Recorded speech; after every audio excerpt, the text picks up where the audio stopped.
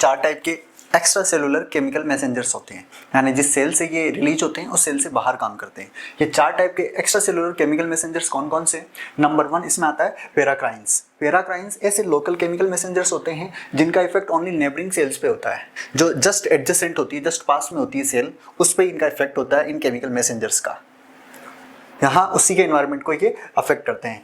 इससे थोड़ा सा अलग होता है ऑटोक्राइन। ऑटोक्राइन ऐसे केमिकल मैसेंजर्स होते हैं जो जिस सेल से रिलीज होते हैं उसी सेल को अफेक्ट करते हैं, उसी सेल पर ये काम करते हैं। ज्यादा लोकलाइज्ड ऑटोक्राइन होते हैं, उससे कम लोकलाइज्ड पेराक्राइन। लोकलाइज्ड का मतलब एक जगह, ठीक है। तो पेराक्राइन जस्ट पास वाली सेल को अफेक्ट करते हैं और ये ब्लड में एंटर नहीं करते हैं, क्योंकि ब्लड में एंटर करते ही कुछ एग्जिस्टिंग एंजाइम्स होते हैं जो इनको इनएक्टिव कर देते हैं, ठीक है। एग्जाम्पल पेराक्राइन का ले सकते हैं हिस्टामिन, एक रिलीज्ड स्पेसिफिक टाइप का पेराक्राइन है, यानी केमिकल मैसेंजर है जो कनेक्टिव टिश्यूज से रिलीज होता है। इंजरी के दौरान इन्फ्लेमेशन आता है, सूजन आ जाती है, तब हिस्टामिन्स रिलीज होते हैं, तो ये एक पेराक्राइन का एग्जाम्पल है।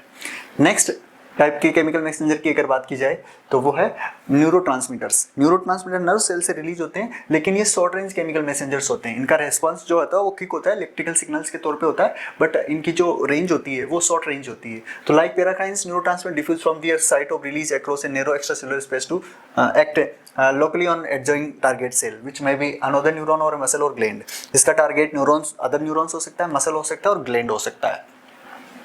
Neurons themselves may carry electrical signals long distance, but the chemical messenger released at the axon's terminal acts at short range just across the synaptic cleft। synaptic cleft मैंने nervous system में बता रखा है, जहाँ जो neurons आपस में attach होते हैं, तो वहाँ से ये जो केमिकल मैसेंजर्स होते हैं, न्यूरोट्रांसमीटर केमिकल्स होते हैं, वहाँ ये पास वाले न्यूरॉन पे अपना इफेक्ट छोड़ते हैं।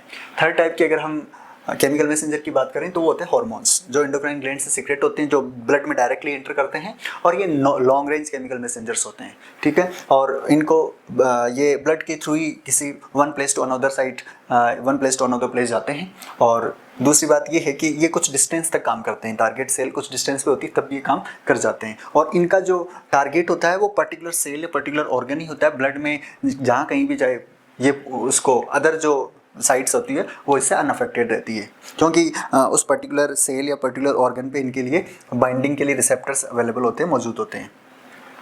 नेक्स्ट हम बात करें चौथे टाइप के केमिकल मैसेंजर की, वो होते हैं न्यूरो हार्मोन्स। न्यूरो हार्मोन्स वो होते हैं जो न्यूरॉन से रिलीज होते हैं, और ये लाइक हार्मोन्स ही होते हैं, बट न्यूरॉन से रिलीज होने की वजह से इन्हें न्यूरो हार्मोन्स कहते हैं, और इलेक्ट्रिकल सिग्नल कंडक्ट करते हैं। ये इनका काम है रिस्पॉन्स और इलेक्ट्रिकल सिग्नल कंडक्ट करना, और इसका एग्जाम्पल वैसोप्रेसिन है। हिस्टामिन एक पेराक्राइन का एग्जाम्पल है, वहीं जो न्यूरो हार्मोन है वैसोप्रेसिन है, वो न्यूरो हार्मोन का एग्जाम्पल